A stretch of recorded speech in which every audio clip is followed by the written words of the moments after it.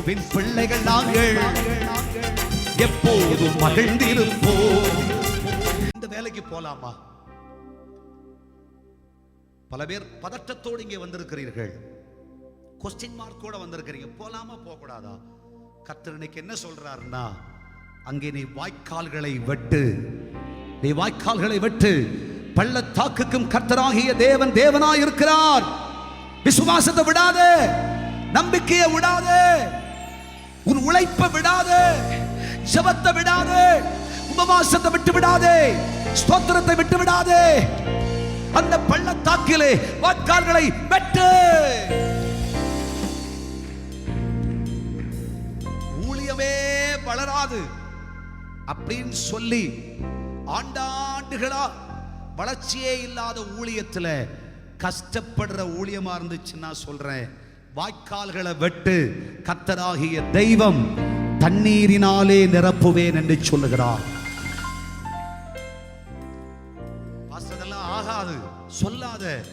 உன் விசுவாசத்தோடும் நம்பிக்கையோடும் தேவனுடைய பிள்ளையே, எவ்விடங்களில் சுவிசேஷங்கள் செல்வதற்கு வாய்ப்பில்லாமல் போயிற்றோ அவ்விடங்கள் எல்லாம், ஊரெல்லாம், தெருவெல்லாம் தேவனுடைய பிள்ளையே, கர்த்தராகிய தேவன் எனக்கு ஜனங்களை தருவார் என்ற நம்பிக்கையோடு உன் விசுவாச பிரயாணத்தை செய். உன் கால்களை வை, வாய்க்கால்களை வெட்டு.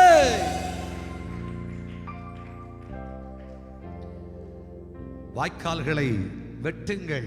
கர்த்தர் சொல்றார், வாய்க்காலை வெட்டுங்க.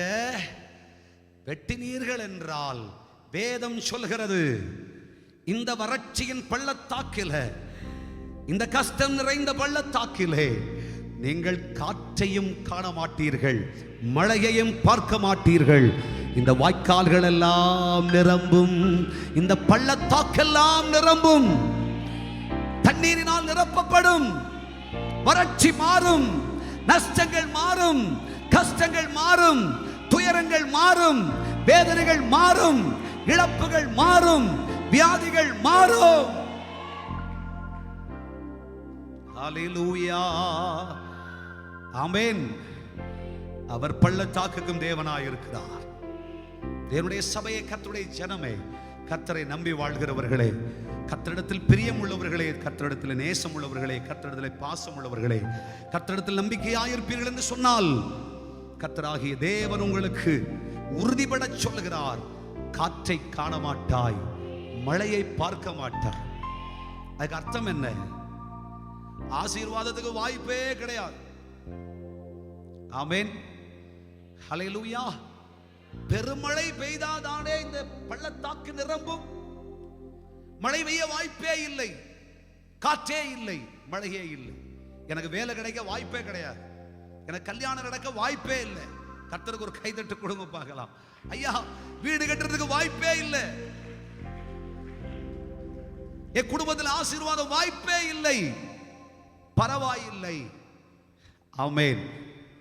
உனக்கு தாங்க கர்த்தர் அற்புதம் செய்ய வல்லவராயிருக்கிறார். உனக்கு தாங்க தேவன் அதிசயம் செய்ய முடியும். காலம் தாமதித்ததோ, சமயம் தாமதித்ததோ, சூழ்நிலை சரியில்லையோ, இருதயம் வேதனைப்பட்டு இருக்கிறதோ, கண்ணீரின் அனுபவங்களை அனுபவித்துக் கொண்டு, துக்கத்தை சுமந்து கொண்டு, தெய்வமே எதற்காக பூமியிலே வாழ வேண்டும் என்று வாழ்க்கையை முடிச்சுக்கலான்னு சொல்லி இருதயத்தில் விரக்தியோடு கூட முடிவு செய்து, ஆண்டவரே நாளை காலை என்பதற்கு வேண்டாம் என்று இரவை கூட பார்க்க ராஜாமத்தோடு வாழ்க்கை முடிந்து போகட்டும் என்று சொல்லி துயரப்பட்ட கர்த்தருடைய பிள்ளையே, காற்றை காண மாட்டாய், மழையை பார்க்க மாட்டாய், வாய்க்கால்கள் நிரம்பும். கர்த்தர் சொல்கிறார், உனக்கு அற்புதம் நடக்கும், உனக்கு அதிசயம் நடக்கும். தொழில் ஆண்டவர் ஆசீர்வதிப்பார், பிசினஸ் கர்த்தர் ஆசீர்வதிப்பார், கர்த்தர் வியாபாரத்தை ஆசீர்வதிப்பார். நன்மை உண்டாக போகிறது. கோடான கோடியாய் கர்த்தர் உன்னை பெருக பண்ணுவார். பள்ளத்தாக்கெல்லாம் நிரம்பும். ஹல்லேலூயா, ஆமென் சொல்லுங்க பார்க்கலாம். ஆமென்.